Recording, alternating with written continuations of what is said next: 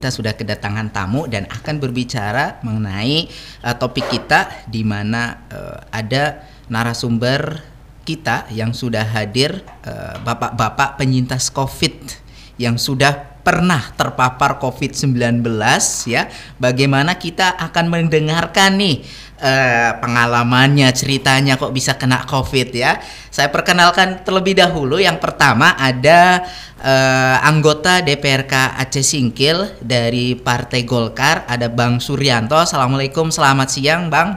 Waalaikumsalam.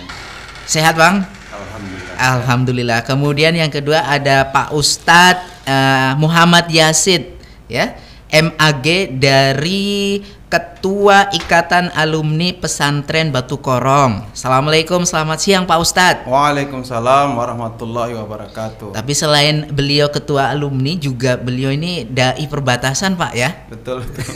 Kemudian juga di Wasilah juga Pak ya. Iya, sekretaris. Oke.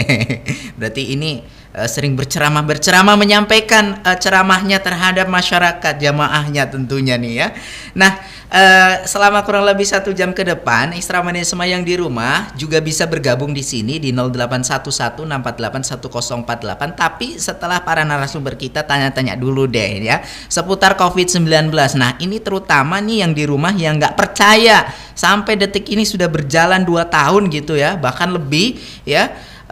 COVID-19 masih ada aja yang belum percaya begitu ya. Nah ini penting nih sebagai bahan edukasi ya. Sebenarnya COVID itu ada atau tidak begitu ya. Kita bakal mendengarkan nih kesaksian dari bapak-bapak ini yang sudah pernah terpapar COVID-19.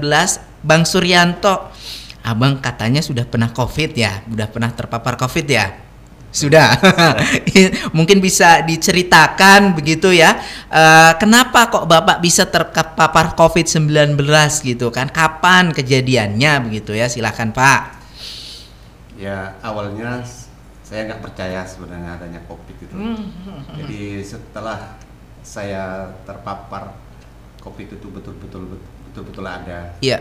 Jadi awalnya saya itu gejala saya emang demam dibarengi dengan batuk yang berkepanjangan dengan sesak yang luar biasa. Jadi selama seminggu itu saya pikir sakit biasa aja kan. Jadi secara pribadi saya nggak mau saya itu dirawat diponis COVID gitu. Saya nggak terima. Iya. Jadi lambat laun makin lama makin sesak. Itu awalnya kejadian pertengahan bulan September tahun 2020. Tahun lalu Bang tahun ya. Lalu. Iya Pak. Jadi karena keluarga sudah mulai khawatir, jadi kan saya pun agak berhati mau dirujuk ke rumah sakit. Jadi waktu rumah sakit itu memang saya seperti tersambar petir lah gitu. Sambar petir siang bolong itu. Iya. Dari hasil tracking dokter, rongsen saya dinyatakan memang belum keluar hasil swab kan. Iya. Bapak ini udah mendekati COVID. Mendekati COVID awalnya. Jadi secara pribadi saya nggak mau lah keluarga saya, saudara saya, tetangga saya ikut terpapar seperti saya lah. Makanya saya dengan ikhlas saya mau dikarantina di rumah sakit selama 6 hari lebih kurangnya. 6 hari pada saat itu ya, karena kalau pada saat itu tahun lalu 2020 itu kan masih awal-awal kita di Singkil nih ya, terutama ya di Singkil ini ya. Jadi kok Bapak mau begitu ya dirawat, kemudian di rumah sakit begitu, yang banyak masih, dan mungkin awalnya Bapak sebut tadi juga nggak percaya gitu kan. Mungkin itu manusiawi ya. Kita hampir jadi seolah-olah COVID ini aib. Sebenarnya COVID itu bukan aib. COVID itu memang betul-betul ada, karena saya yang betul-betul udah merasakan. Saya udah pakai ventilator, pakai tabung oksigen. Jangankan saudara, teman, keluarga sendiri pun nggak diperbolehkan. Memang itu udah prokes kan ya. Kita pun namanya kita cinta keluarga, cinta kawan kan. Jadi pun kita legowo lah kita di karantina untuk kebaikan kita bersama. Jadi 2 hari kemudian terus keluarlah hasil swabnya. Saya dinyatakan positif. Saya kalau nggak salah ditelepon dengan dokter Peri. Iya. Dokter Peri, Bang, abang positif COVID. Saya teriak, istri saya nggak percaya. Iya. Saya marah, saya nggak COVID dokter. Iya. Tapi apa daya saya nggak bisa. Tapi terpaksa saya harus ikuti anjuran dokter. Alhamdulillah, lambat laun saya bisa menerima karena memang pemerintah itu kita disuruh prokes, disuruh jarak-jarak. Memang pemerintah itu sayang sama rakyatnya. Jadi saya berharap kepada masyarakat Aceh Singkil khususnya dan umumnya warga Indonesia ini yakinlah COVID itu ada. Jadi untuk kita bisa menjauhi COVID ini kurangilah berkerumunan, ikuti anjuran dari pemerintah untuk melaksanakan prokes. Pak, ada nggak perbedaan sakit biasa yang biasa mungkin sebelum COVID Bapak juga pernah merasakan sakit tersebut gitu ya, tambah lagi pas COVID, ada nggak perbedaannya?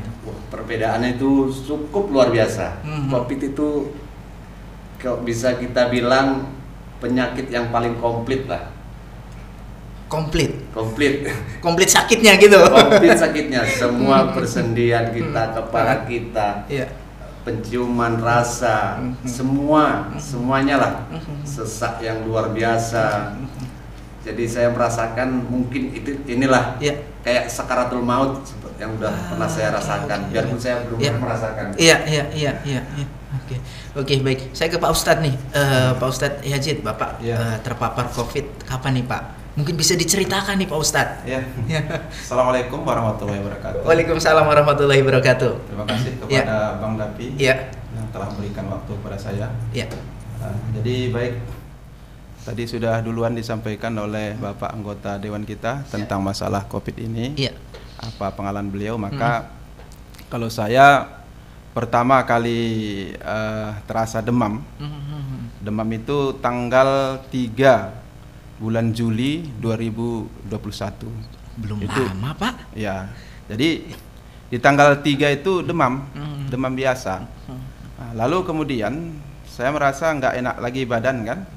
Lalu berangkatlah saya ke salah satu tempat praktek dokter untuk memeriksakan diri dan berobat begitu ya.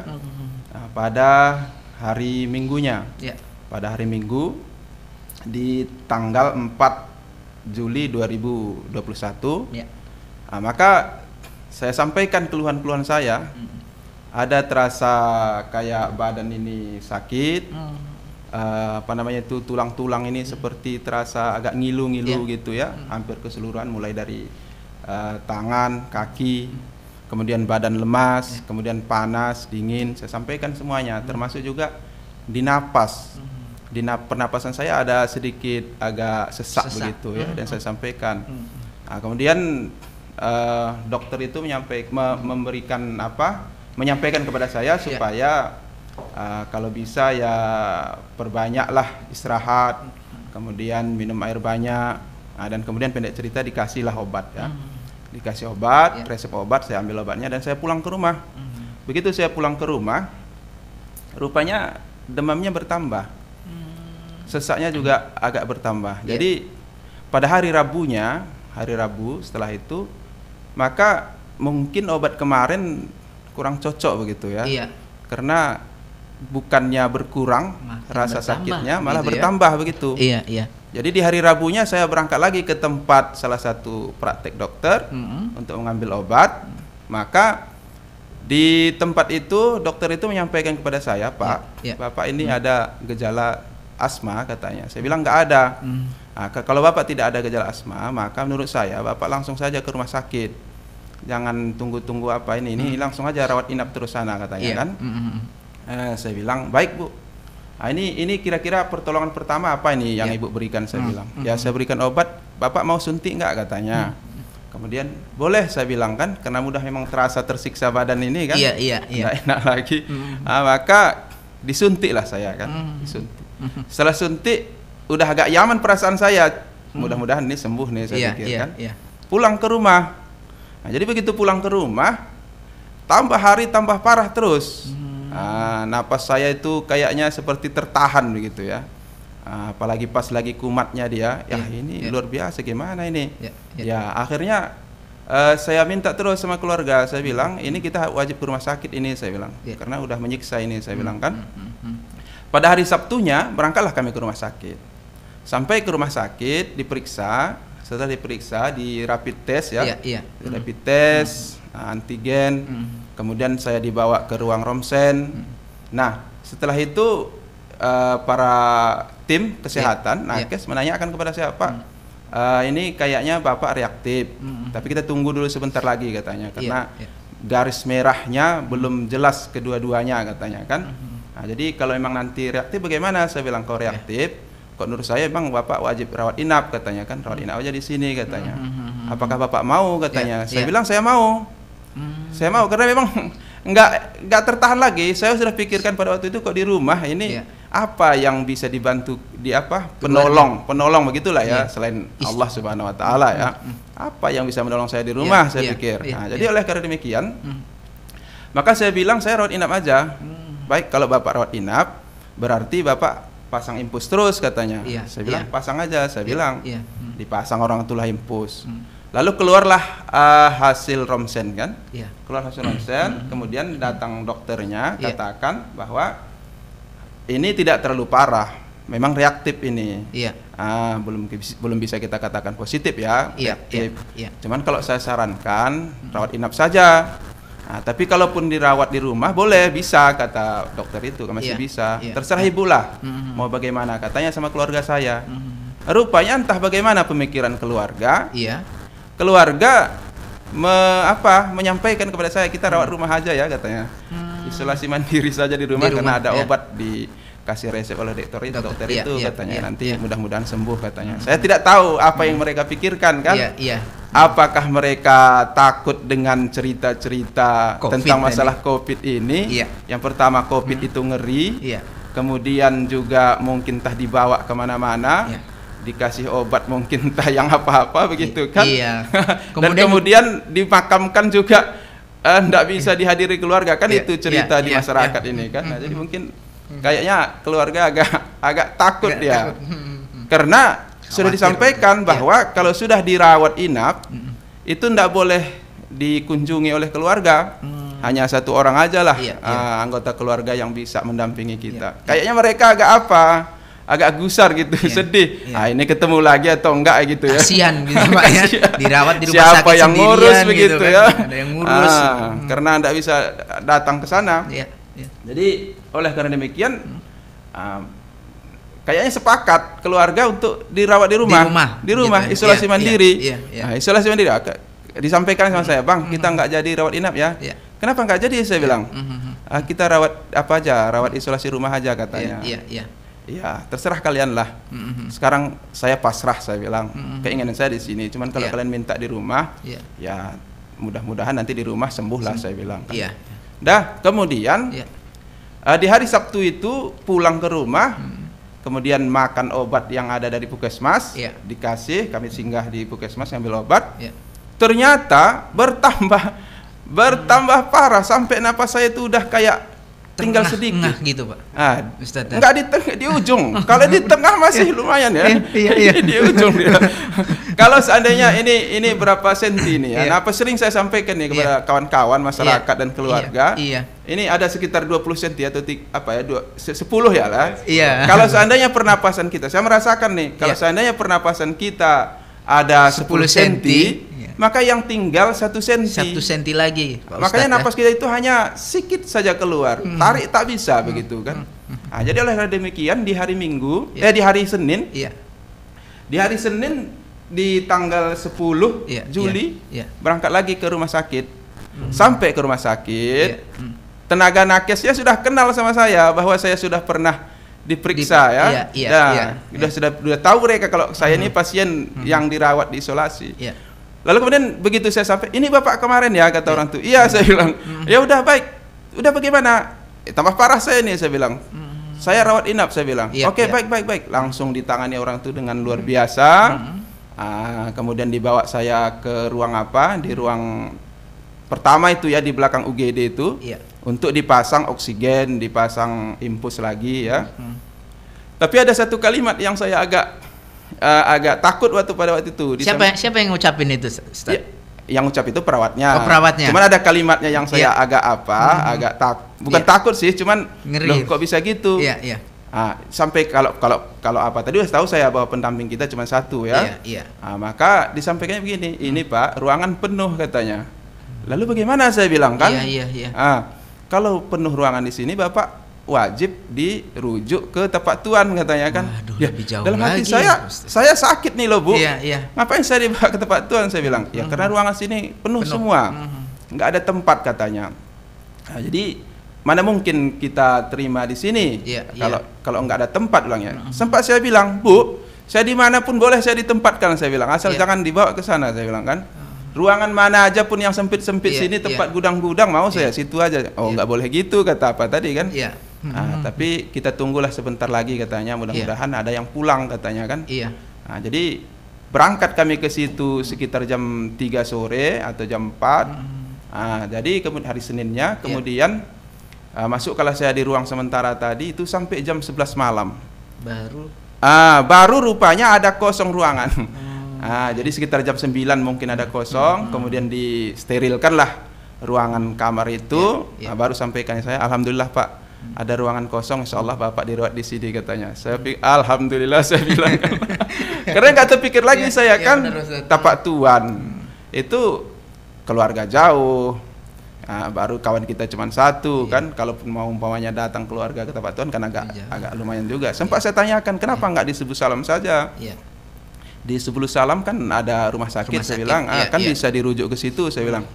Kata mereka, kita nggak ada kerjasamanya ke situ katanya kan. Nah, makanya wajib ke tempat tuan katanya. Tapi nggak jadi. Alhamdulillah saya dirawat dan berangsur-angsur pulih. Saya dirawat di sana selama kurang lebih 10 hari lah. 10 hari ya. 10 hari. Dan sampai di hari Lebaran pun, hari Lebaran Idul Adha, saya masih di sana. Masih dirawat, Pak Ustadz. Kawan lain, ini yang lucu nih ya. Yang lucu mungkin nanti kita ceritakan lagi yang lainnya. Tapi ini menurut saya unik ya. Kenapa unik? Di sore Di sore hari Lebaran kan hari Selasa tuh. Di sore hari Senin itu pasien-pasien lain pada pulang itu. Kata mereka alasannya, sebagian saya tanya, kenapa pulang? Saya bilang, apa udah disuruh dokter? Saya bilang kan. Kata mereka, besok kan hari Lebaran Ustadz, katanya kan. Gimana kita nggak di rumah katanya kan, bersama keluarga katanya. Saya bilang, saya tanya juga pendamping saya kan. Nah, kebetulan anak saudara kan, anak abang. Saya bilang, Polan, saya bilang, kamu kayak mana? Mau pulang atau gimana? Aku bilang, ya terserah. Paman lah katanya, kalau mau pulang, paman mau pulang, saya pulang juga katanya. Tapi kalau paman nggak pulang, kita sini aja katanya, sampai sembuh katanya. Baik kalau gitu, kita sini ya, gue bilang. Kita di sini sampai hari Lebaran, gue bilang.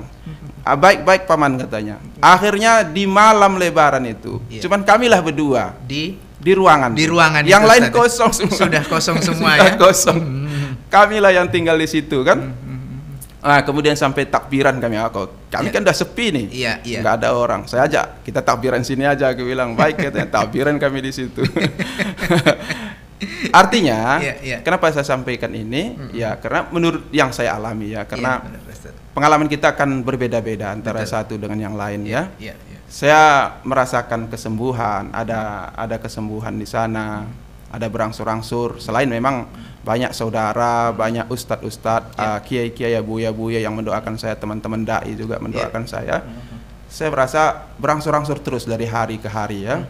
Ditambah lagi saya melihat pelayanan dari pihak nakes, dari tim dokter, dari tenaga kesehatan yang lain itu sangat luar biasa. Mereka sangat lelah mengurus saya.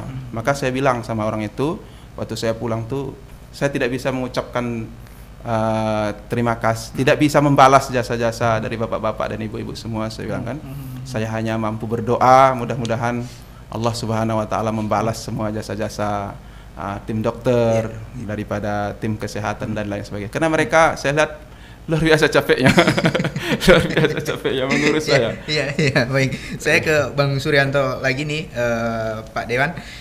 Waktu Bapak dirawat itu bagaimana tenaga kesehatan merawat Bapak waktu itu? Ya, alhamdulillah tenaga kesehatan kita profesional. Iya. Saya sangat mengucapkan terima kasih karena nggak bisa inilah kesempatan kita bisa menyampaikan ke nakes kita yang merawat pasien COVID. Saya pribadi sangat mengucapkan terima kasih karena ketulusan para nakes kita. Saya bisa berangsur-angsur pulih. Jadi kayaknya cerita di warung-warung kopi atau di apa nakes kita ini kayaknya kurang apa itu tidak benar. Saya sampai sekarang ada ganjalan di hati saya. Ada salah satu tenaga medis itu karena kan memang ketat kita tenaga medis kita harus pakai APD. Betul. Kita nggak tanda siapa yang merawat saya, tapi saya merasa mereka tulus. Mereka mempertaruhkan kesehatan dia untuk merawat pasien-pasien COVID. Oh, jadi artinya dalam hal ini ya nggak usah takut misalnya terkena COVID, dirawat di rumah sakit juga tenaga kesehatannya standby di situ ya. Apa perawatan apa yang Bapak terima dari mereka? Apakah hanya tidur di dalam ruangan itu atau disuruh ngapain aja? Perawatan ya mulai dari ngasih obat, check up setiap hari, satu hari itu 3 kali, mulai dari tekanan darah kita, kandungan oksigen dalam darah kita, pernapasan kita, semualah dicek dengan teliti dengan sama pihak nakesnya gitu ya. Suruh olahraga nggak? Betul, saya keluar gitu berjemur gitu katanya kan gitu kan. Betul. Itu ada cerita lucunya juga itu. Saya kan mungkin keluarga agak repot gitu kan, saya nggak ada ganti lagi. Saya disuruh dokter Nita salah, saya disuruh keluar, disuruh senam dengan cuman pakai sarung. Teringat kali saya itu. Jadi ngapa tenaga medis pun semangat mengurus kita, ngapa kita pasien yang kita yang sakit kok nggak tambah semangat. Jadi dari situ gimana tuh ya, semangat kita untuk sembuh itu bangkit kembali. Pertama memang kita udah kayak gimana ya, udah frustasi lah. Kayaknya kita ini udah inilah waktunya. Psikologisnya sudah terganggu. Betul. Begitu. Gimana kita nggak terganggu? Keluarga nggak ada yang mendampingi. Mungkin waktu tahun 2020 bulan September itu kan seperti betul-betul momok lah COVID itu. Betul. Itu awal-awal itu. Awal-awal. Jadi seperti aib orang dekat kita pun udah apa. Tapi saya pribadi sadar karena saya pun merasa sayang dan cinta dengan keluarga saya, teman-teman saya kan. Jadi saya maklum kalau mereka itu pun nggak mau dekat ke kita. Apalagi Bapak kan anggota dewan pertama yang kena COVID pada saat itu. Kan begitu ya, pertama duluan nih. Jadi artinya kan apa enggak, seperti yang Bapak sebut tadi, aib lah dan lain sebagainya. Dengan notabene juga Bapak seorang anggota dewan begitu, wakil rakyat, nggak malu begitu Pak? Alhamdulillah saya nggak malu. Saya bukan saya karena sakit saya bersyukur. Setidaknya kan gimana kita harus lebih hati-hati. Mungkin Allah itu memberikan penyakit ke kita supaya kita bisa mensosialisasikan kepada masyarakat bahwa COVID itu benar-benar ada. Setidaknya saya bisa menyampaikan kepada keluarga saya, mungkin keluarga saya yang paling percaya dengan kondisi saya sakit. Mungkin kalau yang lain-lain nggak percaya kan. Jadi saya nggak merasa itu aib. Marilah kita jangan malu kita dibilang COVID gitu ya. COVID. Tenaga medis pun nggak mau lah. Sebentar-bentar kan, nanti kalau ke rumah sakit nanti kita di-COVID-kan. Betul. Iya, memang ada image di masyarakat di warung kopi ceritanya kan begitu tuh. Tapi itu tidak ya, yang terjadi waktu itu memang tidak seperti itu. Artinya datang ke rumah sakit kalau memang sakit COVID ya COVID gitu kan, nggak mesti di COVID kan gitu Pak. Baik Isra Mahasiswa yang di rumah, jika Anda ingin bergabung silakan di 0811688848 seputar penyintas COVID berbicara begitu ya. Untuk yang masih bertanya-tanya begitu ya, sebenarnya COVID ini ada atau tidak begitu, kemudian apa yang dirasakan. Tadi kita sudah disampaikan sama narasumber kita bagaimana perasaan mereka, apa yang dirasakan ketika sakit biasa seperti ini, sakit COVID tambah makin sakit begitu ya. Halo, assalamualaikum, selamat siang. Halo. Halo, assalamualaikum. Iya, waalaikumsalam. Dengan siapa di mana, Bapak? Dengan Ramadhani di Sidorejo, Pak. Iya, Ramadhani di Sidorejo. Silakan, Pak Ramadhani, apa yang mau ditanya nih? Ya, ini saya ingin bertanya nih kan, Iya. Bapak, untuk Bapak DPR-nya, Bapak selaku wakil rakyat yang dipilih rakyat, sejauh mana nih peran Bapak sebagai DPR mengedukasi masyarakat tentang COVID-19? Dan juga satu lagi untuk Pak Ustadz ya. Kenapa? Untuk mengedukasi masyarakat tentang COVID-19 ini. Untuk mengedukasi masyarakat tentang COVID-19, peran Bapak Dewa nih. Iya, Nah. juga untuk Pak Ustadz ya. Oh, untuk Pak Ustadznya juga. Itu Iya, ya. atau ada lagi? Oke, Tidak, itu aja. baik, terima kasih. Ya. Pak, ada Pak Ramadhani di Sidorejo, dia nanya kepada masing-masing nih bidangnya. Ada Pak Dewan, ada Pak Ustadz ya, penceramah. Pertama mungkin Pak Dewan dulu nih perannya nih selaku anggota Dewan untuk mengedukasi masyarakat nih bagaimana yang nggak percaya COVID. Nah, silakan Pak. Ya, terima kasih kepada Saudara Rahmadani. Iya, Ramadhani tadi Pak. Ya, ini sebenarnya COVID ini bukan tanggung jawab pemerintah. Ya, sejauh ini saya atau DPR begitu ya. Ini COVID ini memang tanggung jawab kita bersama. Iya. Apapun program pemerintah, kalau tidak ada dukungan dari semuanya, dari masyarakatnya, mustahil lah pandemi ini cepat berakhir. Betul. Jadi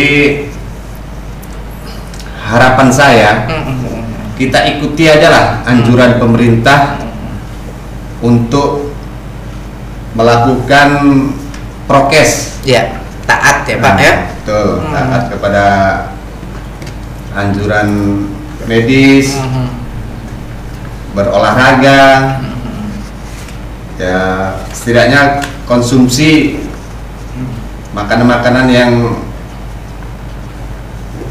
bergizi gitu lah. Gizi begitu Pak. Begitu Pak Dewan ya. Oke, baik. Kalau dari Pak Ustadz nih, Pak Ustadz kan sering nih berceramah dengan jamaah-jamaahnya nih. Nah, sering nih bersentuhan nih Pak Ustadz. Apa tadi? Iya, mungkin peran Pak Ustadz nih biar mengedukasi masyarakat tentang COVID ini Pak Ustadz. Apa Baik. mungkin dilakukan atau tidak gitu kan. Terima kasih Pak Ya. Ramadhani. Iya, tadi, Ramadhani ya. di Ya. Sidorejo. Yang pertama, yang ingin saya sampaikan kepada masyarakat, saudara-saudara dan teman-teman semua. Iya. Yang perlu kita ketahui dan kita pahami bahwa COVID ini bukan aib, bukan aib. Iya. Kenapa saya katakan tidak aib? Seperti saya lah umpamanya ya. Saya perasaan saya ya pribadi, saya tidak melakukan kejahatan, Iya. tidak melakukan kesalahan. Dengan kesalahan itu datangnya COVID. Iya. Kalau memang gara-gara kesalahan saya lalu saya terkena COVID, maka pantaslah saya malu. Betul. Karena itu kesalahan saya. Ini tidak. Iya. Penyakit yang saya rasakan ini yang sesuai kriteria COVID yang dijelaskan oleh pemerintah dan juga tim-tim yang ahli di bidang itu sesuai, Ya. sesuai. Terserah apapun namanya.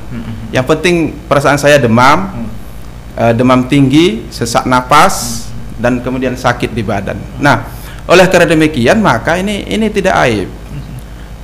Karena ini bisa dikatakan bagian daripada yang pertama takdir dari Allah Subhanahu wa taala. Iya. Diberikannya kepada kita sehingga terkadang dari ujian-ujian yang diberikan Allah kepada kita mendapatkan hikmah atau manfaat tersendiri. Manfaatnya apa umpamanya? Manfaatnya dengan adanya itu maka kita sadar bahwa kita hidup di dunia ini ada sehat, ada sakit. Kemudian juga ada nanti berakhirnya umur kita di menjelang ya di umur yang sudah ditentukan berapa tahun begitu ya. Nah, jadi ini nggak perlu kita apa. Makanya saya tidak malu-malu saya menyampaikan waktu saya pertama kali disampaikan oleh tim dokter bahwa saya reaktif, langsung saya share di Facebook. Langsung saya share.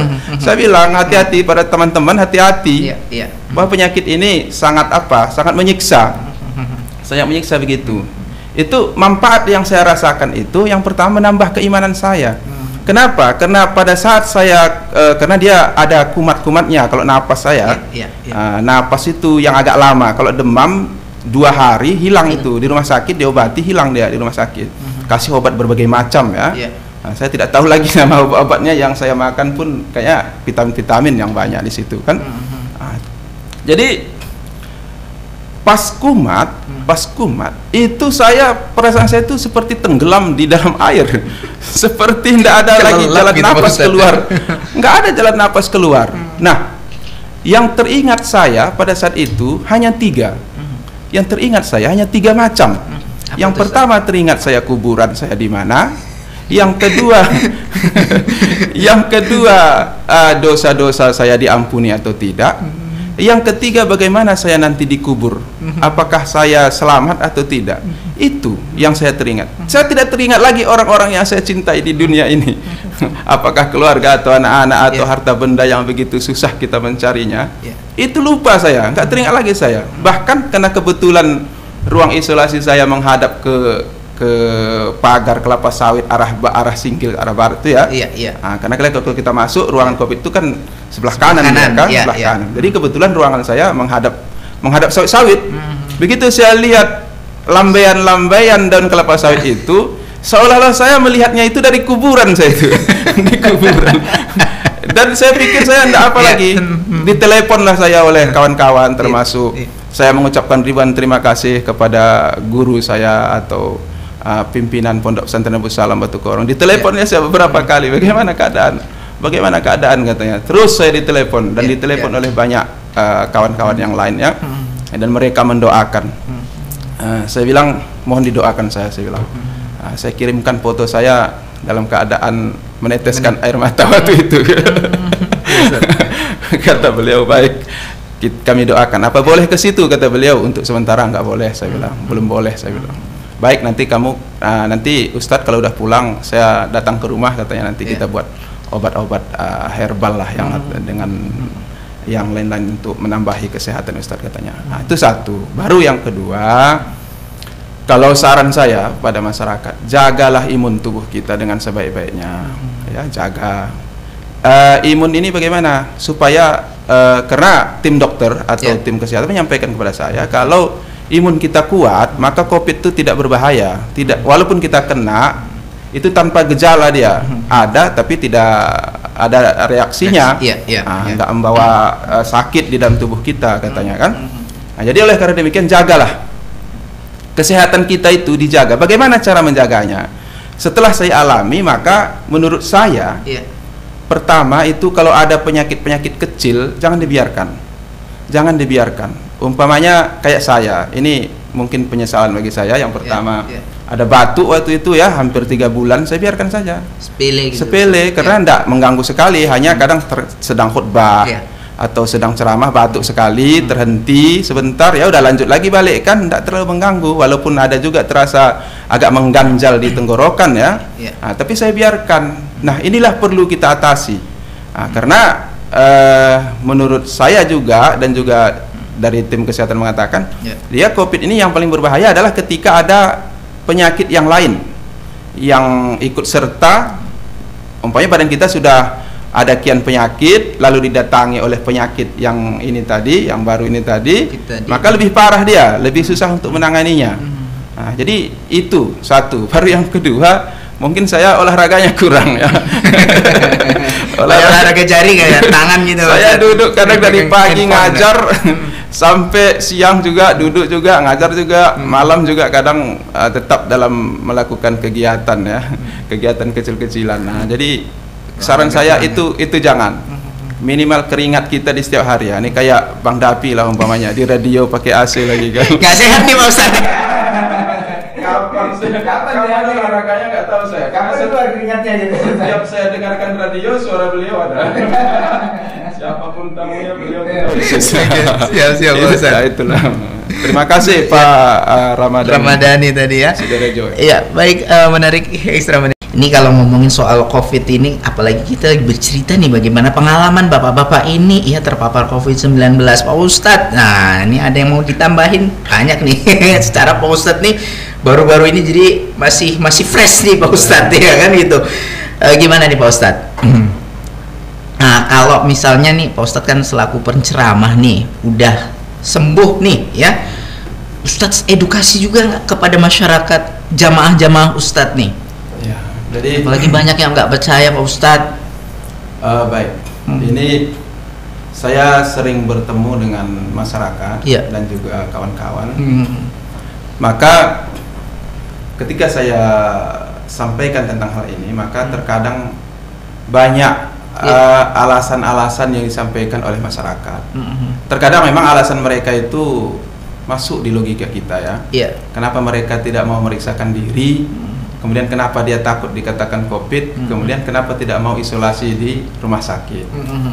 Nah, oleh karena demikian maka ketika umpamanya saya sampaikan kalau ada gejala yang seperti saya rasakan, maka segeralah untuk memeriksakan diri ke tim kesehatan. Tentunya di rumah sakit umum ya. Di rumah sakit umum, kalau kita di Aceh Singkil, rumah sakit umum Aceh Singkil. Periksakan ke sana. Lalu mereka mengatakan begini, kalau saya periksakan nanti saya dikatakan COVID. Ya betul Pak Ustadz. Karena sekarang ini kayaknya marah-marah nih, demam biasa pun kalau udah diperiksa COVID katanya kan. Nah, jadi saya katakan begini, dan disampaikan juga sama saya bahwa dia menceritakan pengalaman orang lain. Ada di sana si Polan berobat begini-begini, rupanya maut katanya kan, tidak bisa tertolong. Kemudian begini. Maka saya bilang begini, saya bilang sejarah hidup antara satu orang dengan yang lain itu berbeda, itu tidak sama, sesuai menurut yang sudah ditentukan kepada kita. Kalaupun umpamanya orang lain mengalami hal serupa, hal-hal seperti itu, maka belum tentu terjadi kepada diri kita. Apakah kita juga seperti itu? Belum tentu. Jadi periksakan saja dulu. Kemudian setelah diperiksa maka ada keputusan atau semacam reaktif atau positif. Itu tergantung kepada kita. Karena saya melihat bahwa tidak dipaksakan untuk diisolasi. Diisolasi di rumah sakit itu tidak dipaksa. Kalaupun umpamanya kita mau di rumah isolasi mandiri, ya boleh, silahkan. Kalaupun kita tidak diobati pun bisa juga sampai kita ke sana disampaikannya umpamanya hasil pemeriksaan kita reaktif, lalu kita pulang, ya banyak sih lihat pulang, nggak apa-apa, pulang aja begitu kan. Jadi kan berarti kan tidak dipaksa. Yang penting kita ketahui dulu apa jenis penyakit kita. Setelah kita ketahui baru kita pilih apakah kita berobat tradisional atau apa, ya terserah.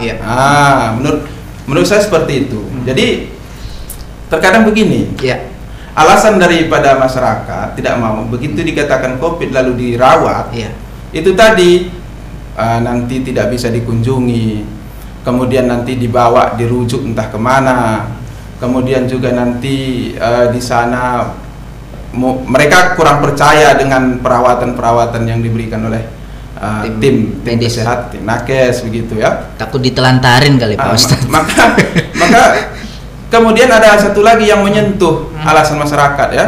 Alasan masyarakat begini, Pak Ustadz, mau dirawat di sana karena Pak Ustadz ada dana untuk sendiri untuk mencukupi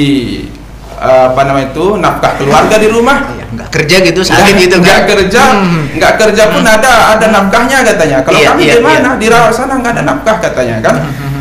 Lain lagi obat-obat yang harus kita beli katanya, lain lagi belanja di sana, lain lagi pendamping kita harus beli makan sendiri katanya kan. Iya. Dari situ saya memang agak termenung juga mendengarkan keluhan itu kan. Jadi iya pula ya, saya pikir kan, maksud saya bukan bahwa saya mampu ya, bukan saya sanggup untuk hal itu. Nah, artinya kalau memang begitu, dari mana mereka mendapatkan dana untuk tambahan itu? Karena kalau untuk pribadi si pasien, saya merasakan itu semuanya bagus ya, semuanya bagus. Mulai kita masuk, obat-obatan dikasih, kemudian juga makan kita dikasih ya, malah saya lihat agak istimewa ya. Istimewanya kenapa? Nasi kita nasi kotak, kawan nasinya juga lumayan bagus ya Pak DPR. Nggak tahu 2020 2021 sama Pak. Jadi kemudian juga pendamping kalau yang saya rasakan ya, kemudian juga ruangannya alhamdulillah ya, kalau bisa saya katakan bagus lah, bersih, kemudian rapi. Jadi saya terpikir iya pula ya, ini kalau mereka dirawat atau isolasi di rumah, lalu mereka kerja itu sampai 1 bulan tertinggal, dari mana nafkah mereka? Betul. Apakah karena begini, saya melihat ini pengalaman pribadi saya, nggak tahu yang lainnya. Karena saya lihat bahwa memang banyak sekali biaya yang harus dibutuhkan juga, walaupun kita umpamanya di sana mungkin ditanggung oleh Askes ya biayanya ya, walaupun ditanggung Askes, tapi lumayan lah kita mengeluarkan biaya untuk hal ini. Jadi ini karena kebetulan hadir Pak DPR, saya rasa bisa nih untuk menyampaikan bagaimana kira-kira solusinya. Karena saya juga dengar radio pada waktu itu Pak Bupati ada ditelepon oleh masyarakat, bagaimana kami isolasi mandiri katanya kan. Sementara kami tidak mempunyai belanja yang cukup untuk hal itu katanya kan. Dan kata Pak Bupati, nantilah kita pikirkan katanya. Ini mungkin nanti Pak Dewan nanti ini kapan ya, apakah selesai COVID atau bagaimana ini? Saya rasa perlu ya, perlu kepada pemerintah untuk memikirkan hal itu. Karena begini, logikanya begini. Logikanya saya melihat di desa umpamanya ada anggaran dana desa yang diberikan sebagai BLT kepada orang yang sembuh. Kan orang yang sembuh yang menerima, iya kan? Anggaran BLT itu umpamanya yang di desa atau yang di mana, kan orang sembuhnya itu kan dikasih. Sementara anggaran untuk orang yang sudah sakit, keluarganya dan lain sebagainya, itu tidak ada. Jadi ini bagaimana nanti kira-kira, ini saran mungkin kepada pemerintah, tentu lebih kita perhatikan orang yang sudah tidak bekerja, nafkahnya bagaimana kan, daripada orang yang sembuh. Kalau masyarakat biasa di sana itu kan kalau kita lihat BLT disalurkan kepada orang sehat-sehat, ngantri pun beberapa jam di bank atau di pos mereka mampu. Ini sih yang sakit ini kan, pendampingnya, belanjanya bagaimana. Itu terima kasih. Nih Pak Dewan mungkin bisa disahuti nih. Banyak nih keluhan-keluhan masyarakat nih. Ini disuruh isolasi mandiri misalnya, tapi bentuk bantuannya misalnya untuk makannya begitu atau apanya dilengkapi begitu. Gimana nih Pak? Apa nih? Ini pertanyaan yang sulit ya. Pertanyaan yang sulit. Ini kayaknya jebakan ini. Tapi benar-benar ya, jadi banyak keluhan masyarakat seperti itu, Pak Dewan. Jadi mungkin Bapak nih bisa kasih pencerahan. Memang betul, fakta di lapangan udah sering kita dengarkan dari tetangga, masyarakat. Kita disuruh isolasi mandiri di rumah.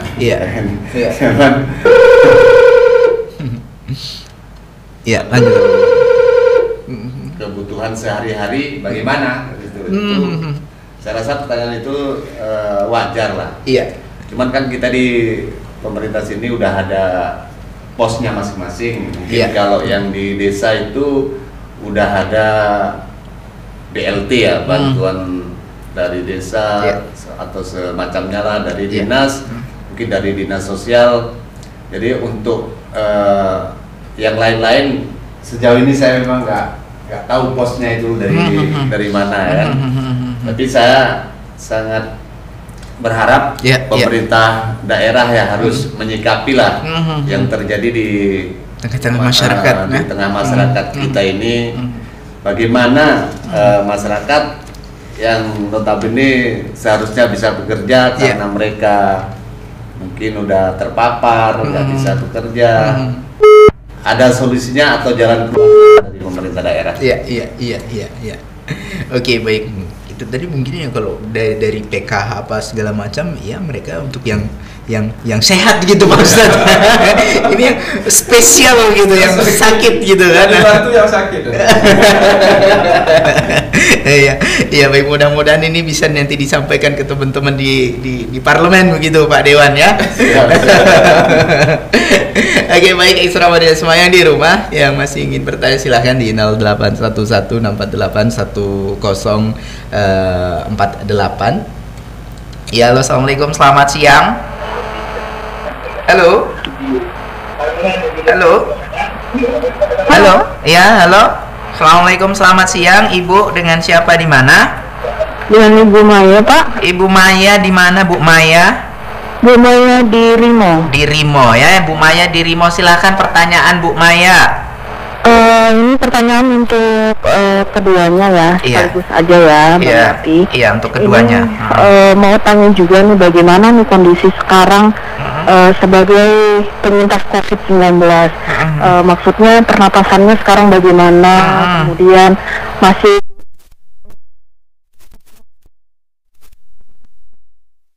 gitu. Ya. Kemudian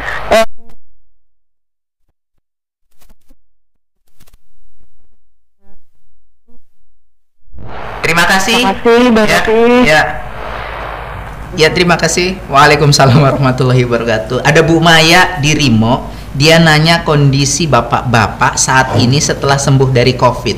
Ada nggak perbedaannya? Ya, apakah semakin kuat atau semakin tidak bersemangat atau bagaimana? Ya, kemudian sudah divaksin atau belum? Itu pertanyaannya. Silakan Pak Dewan dulu nih. Yang Bapak rasakan sekarang setelah kena COVID. Terima kasih, pertanyaan yang sangat bagus dari Bu Maya di Rimo. Alhamdulillah Bu Maya, saya sudah sehat. Jadi setelah COVID ini yang saya rasakan, jujur ada penurunan di fisik. Jadi kita cepat lelah. Jadi untuk dampaknya yang saya rasakan seperti itu, Bu Maya. Untuk pertanyaan yang kedua, alhamdulillah saya udah vaksin yang kedua, Bu Maya. Alhamdulillah sudah vaksin, Bu Maya. Sedikit tambahan nih, Pak Dewan. Waktu sembuh hari itu kan nih dinyatakan sembuh oleh dokter.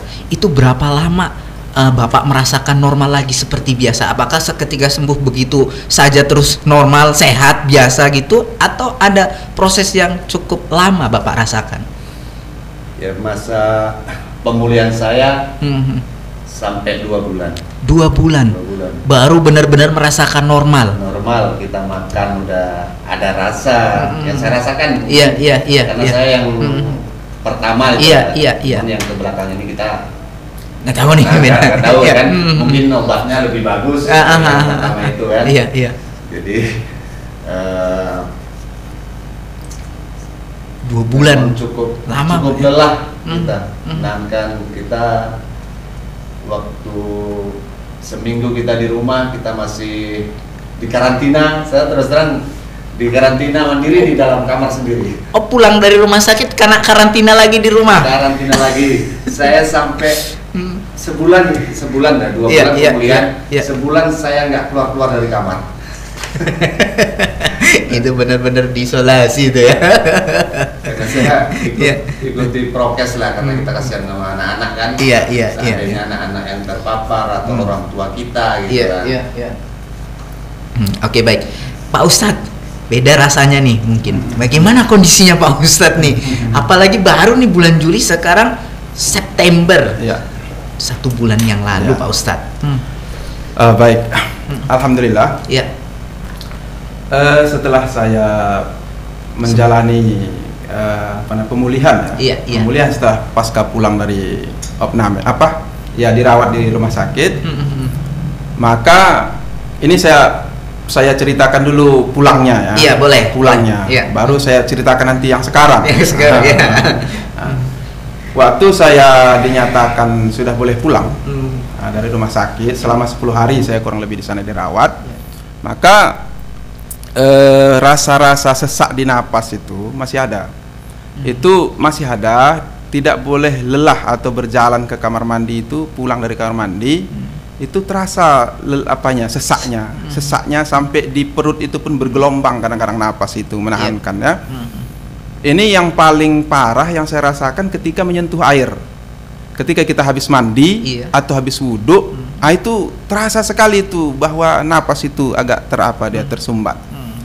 Makanya golek-golek saja di rumah ya. Nah, kemudian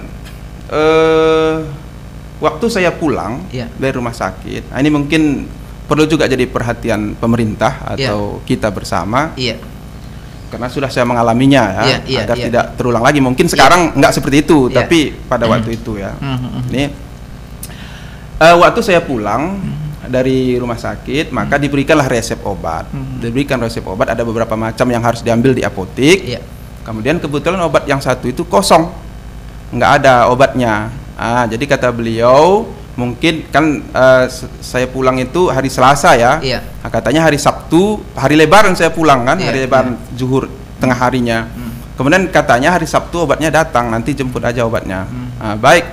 Kemudian kami tunggu-tunggu kan, jalani. Kemudian di hari Sabtunya kebetulan lupa pula saya untuk ke apotek ngambil obat. Pas di malam Seninnya, di hari Minggu sore saya ke apotek. Barulah ada obat itu. Nah, setelah saya makan obat itu, maka terasa ada perubahan yang jauh daripada sebelumnya. Begitu saya makan sekitar 2 atau 3 biji pagi, siang dan sore, dan malam, itu ada perubahan. Nah, rupanya setelah saya tanya-tanya waktu cek ulang, cek di hari Selasanya 1 minggu kemudian, saya tanya kepada tim sana bahwa pada tim kesehatan bidan-bidan perawat sana, saya tanya, ini namanya obat apa? Dia bilang itu obat asma katanya kan. Itulah obat untuk pernapasan katanya.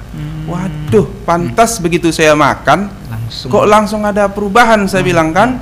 Iya, memang itu obatnya. Nah, saya terpikir kalau memang itu obatnya, kenapa kosong?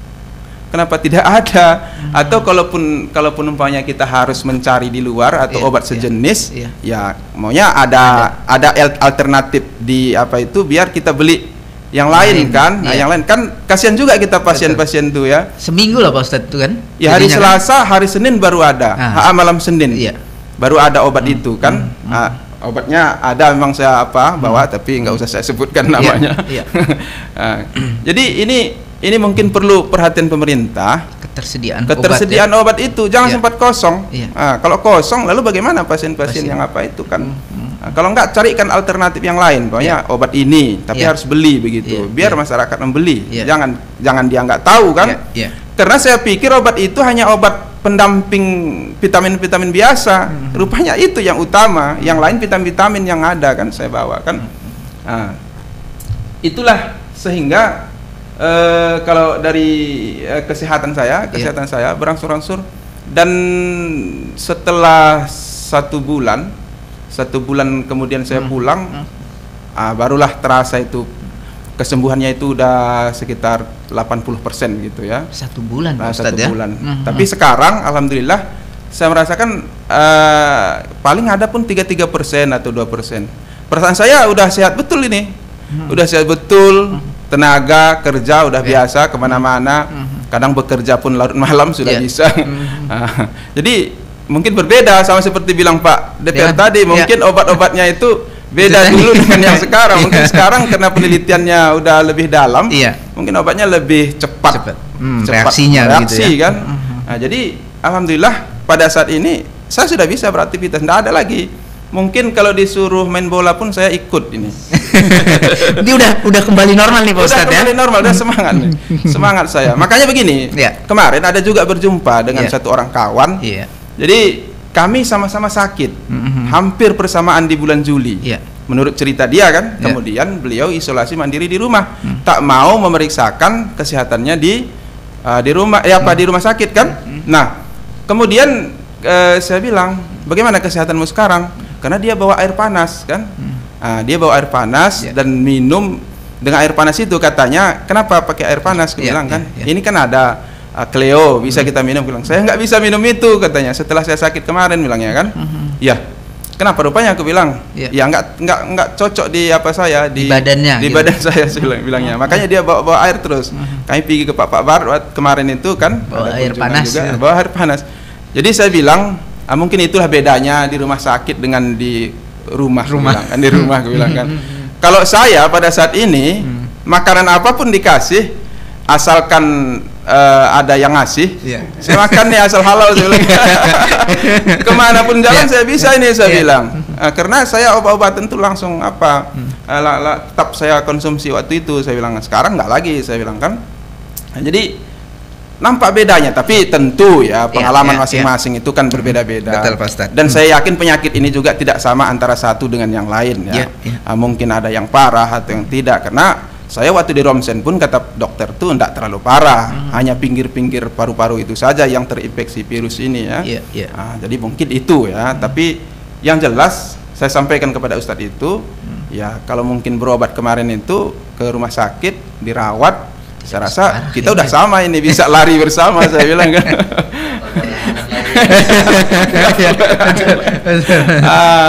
Itulah pengalaman saya. Artinya dalam hal ini sebenarnya kalau memang kita merasa diri kita itu parah, ya kan, jangan ditunda-tunda lagi untuk ke fasilitas kesehatan begitu, Pak Ustadz ya. Ini enggak, karena mungkin nggak percayanya tadi begitu ditunda-tunda. Itu tadi efeknya adalah pada saat penyembuhan ternyata ya. Yang satu yang dirawat maksimal di rumah sakit ternyata sudah bisa normal lagi gitu kan. Ini yang nggak maksimal, yang isolasi mandiri atau yang dirawat sendiri begitu ya, tidak masih belum normal. Jadi di sini bisa kita lihat bersama, artinya ada perbedaan di situ. Jadi Ustadz udah divaksin atau belum nih Pak Ustadz? Jadi tentang masalah vaksin ini mungkin berbeda dengan Pak DPR ya. Kalau Pak DPR kan udah lama tuh. Udah lama ya, betul. Jadi kalau saya ada banyak juga tim-tim ahli saya lihat dan menjelaskan bahwa kalau kita sudah kena vaksin, kena COVID, kita kekebalan tubuh kita berbeda dengan yang belum ya. Yang belum tercipta begitu. Jadi imun saya tercipta sendiri ya, karena mungkin saya sudah pernah mengalaminya. Jadi ditambah lagi ya, mungkin saya berpikir begini, lebih baiklah digunakan dulu untuk orang lain yang membutuhkan daripada saya. Tapi ya insya Allah ke depan ya tentu, karena saya berpikir begini, jangan terulang lagi penyakit itu, jangan saya kena lagi gitu. Saking tersisanya, makanya saya bilang tadi ada hikmahnya bagi saya. Hikmahnya apa? Begitu saya ada 3 yang hanya saya terpikirkan waktu kumat itu, kuburan di mana, kemudian dosa diampuni atau tidak, dikubur saya selamat atau tidak, keimanan dan ketakwaan saya nampaknya bertambah begitu. Lebih sadar saya, gitu rupanya hidup ini ya. Kalau kita sudah mau berakhir, kalau sudah di penghujung daripada kehidupan kita nampaknya. Saya tidak tahu apakah saya sudah di penghujung itu atau masih di tahap-tahap awalnya, karena ini kan kalau kita baca di sejarah-sejarah atau penjelasan para ulama dan juga Rasulullah, itu kan meninggal itu bukan urusan perkara mudah ya. Nah, jadi saya lihat begini rupanya ya akhir kehidupan itu. Enggak teringat lagi kita apa-apa. Selain itulah, sampai dosa sekecil apapun Pak DPR dan Bang Dapi, sekecil apapun, umpamanya kita sering SMS-an berguru-guru lelucon-lelucon atau tersinggung kawan, teringat tuh semua tuh dari A sampai Z, teringat semua dosa-dosa itu. Makanya kerja di situ istighfar aja, istighfar, doa. Kadang menangis gitu kan. Di situ jadi hikmah tersendiri datang dia ketika saya terkena itu ya. Jadi itulah makanya yakinlah bahwa semua yang diberikan cobaan itu kepada kita ada hikmah, ada manfaat bagi kita sendiri. Nah, kalaupun umpamanya kita gara-gara itu berakhir, ya kita serahkan saja kepada Allah ya. Sudah takdir, semua orang berakhir kok. Kalaupun kita tidak berakhir di COVID, bisa saja di tempat tidur, dimanapun bisa saja di mana-mana, di air, di udara dan lain sebagainya. Jadi Itu yang saya rasakan, Bang Dapi. Oke, baik, Isra Meneswa, tanpa terasa sudah 1 jam kebersamaan kita pada siang hari ini di Talkshow Interaktif Darurat Covid. Tapi sebelum saya pamit, saya ingin closing statement dari para narasumber, kemudian ajakan apa nih untuk masyarakat Kabupaten Aceh Singkil. Pak Dewan, silahkan. Terima kasih Bang Dapi. Ya. Ya, saya berharap ya himbauan lah. Ya. Mari sama-sama kita perangi COVID ini biar cepat berakhir. Ya. Karena sudah berjalan 2 tahun ya. Iya. Kayaknya sudah lelah kita Sudah pakai lelah. masker ini ya. Iya, iya. Kita mau kemana-mana udah ada batas-batasannya. Ya saya berharap ikuti saja prokes apa yang dianjurkan pemerintah. Mungkin tenaga medis kita sudah sangat-sangat lelah untuk menghadapi ini. Jadi mungkin itu aja lah yang saran dari saya. Dan ikuti vaksinasi, Bang. Dan ikuti ya, saya berharap semua masyarakat kunjungilah puskesmas yang ada di kecamatan kita untuk program vaksinasi. Mari kita sukseskan program pemerintah untuk bisa tercapai target pemerintah vaksinasi nasional ini. Oke, baik, terima kasih Pak Ustadz. Baik. Ya. Jadi kalau yang ingin saya sampaikan gini, tentu yang pertama ini waktu kita udah sedikit lagi. Yang pertama yang ingin saya sampaikan adalah ucapan ribuan terima kasih kepada tim kesehatan, tim dokter yang mereka begitu serius, kemudian begitu antusias, lelah. Kadang jam 3 malam mereka datang ngangkat tabung begitu ya. Saya 1 hari itu mau 4 tabung atau 2 tabung oksigen ya. Kan berat tuh. Ada ibu-ibu kadang kepayahan dia mengangkat itu kan. Nah, jadi saya tidak sanggup untuk membalasnya. Saya berdoa pada Allah mudah-mudahan jasa-jasa kalian semua dibalas oleh Allah dengan yang berlipat ganda. Amin. Lalu saya ingin menyampaikan kepada pemerintah, kalau bisa itu nggak tahu saya ya, karena di ruangan COVID tuh, di ruangan isolasi itu dibuat kipas angin tuh kan, tidak AC. Saya tidak tahu alasannya kenapa tidak AC, karena saya merasakan bahwa ketika saya di dalam AC maka napas saya semakin lega. Makanya di rumah pun waktu saya sudah sakit itu saya suruh pasang AC. Kalau saya tidak berada di dalam AC itu cepat kali kumat sesak napas itu. Tapi begitu saya masuk terbantu dia. Saya hidupkan, maka dan kemudian saya rasakan panas yang luar biasa di dalam ruangan itu, apalagi malam ya. Kita wajib tutup karena ke ruangan kecil. Kalau kita buka nyamuk masuk, kalau kita tutup panas, nggak tertahan, nggak sanggup kipas angin untuk mendinginkan di dalam, tambah kita lagi sakit kan. Bagaimana itu kalau bisa umpamanya ya dikasih AC ya, fasilitasi AC begitu ya. Baru yang kedua tentang masalah vaksin mungkin ya. Masalah vaksin ya tentu ini sangat bermanfaat ya, bermanfaat. Silahkan bagi masyarakat untuk vaksin, tapi yang mau.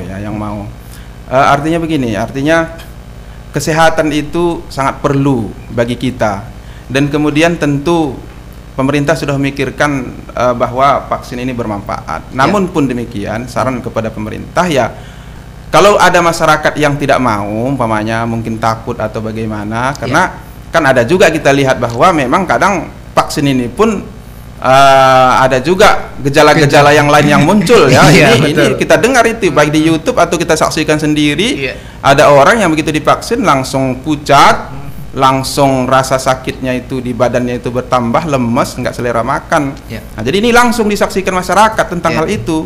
Makanya kalau bisa ya yang mau silahkan. Anjuran ya tetap pemerintah. Cuman caranya bagaimana? Caranya pemerintah sosialisasi saja banyak-banyak. Sampaikan. Nah, ini kan sangat bermanfaat ini bagi kami ya. Bagi masyarakat bermanfaat ini keberadaan kami ini. Bagaimana sebenarnya yang kami rasakan kan begitu. Ini salah satu termasuk sosialisasi yang luar biasa. Tentu dari kesadaran masyarakat itu nanti akan mau ikut vaksin ya. Jadi jangan sempat umpamanya gara-gara tidak ikut vaksin, memang udah ada klarifikasi dari pemerintah ya bahwa gara-gara nggak ikut vaksin nggak bisa dapat bantuan atau nggak bisa ikut tes P3K umpamanya atau tidak bisa ini kan kadang masyarakat tuh ingin juga dia ya, ingin juga dapat pekerjaan yang layak. Sementara dia masih ragu-ragu dengan vaksin ini tadi ya. Nah, apalagi kepada pesantren-pesantren umpamanya, pesantren santri.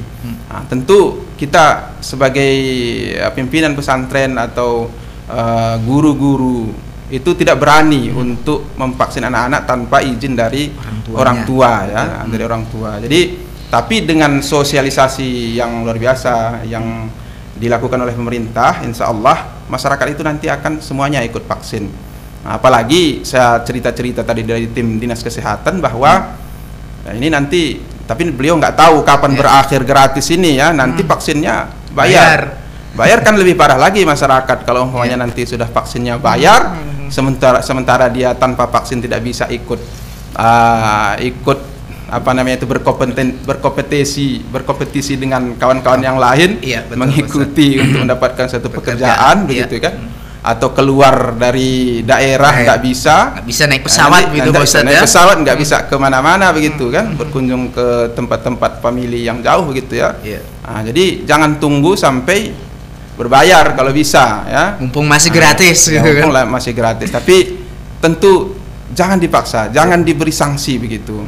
Nah, karena ini kan tentu kemaslahatannya bagi kita semua, kenyamanan. Nah, di mana-mana pun kenyamanan itu yang perlu. Rakyat aman, mereka sehat, kemudian tentu ekonominya terjaga ya. Nah, jadi tentu ini mungkin sudah diadakan juga ya di radio ini pemulihan ekonomi pasca apa ini ekonomi yang paling parah. ekonomi masyarakat itu yang perlu kita galak-galakkan ya, agar mereka dapat pekerjaan yang layak, kemudian tidak menjadi pengangguran dan lain-lain sebagainya. Saya rasa itu saja penutup dari saya. Baik, terima kasih Pak Ustadz Yazid ya, dan Pak Suryanto selaku anggota Dewan. Mudah-mudahan apa yang kita diskusikan, apa yang kita bicarakan pada siang hari ini mampu mengedukasi masyarakat kita di Kabupaten Aceh Singkil untuk ya percaya bahwa COVID itu ada begitu, dan kita harus taat terhadap protokol kesehatan dan ikuti vaksinasi COVID-19.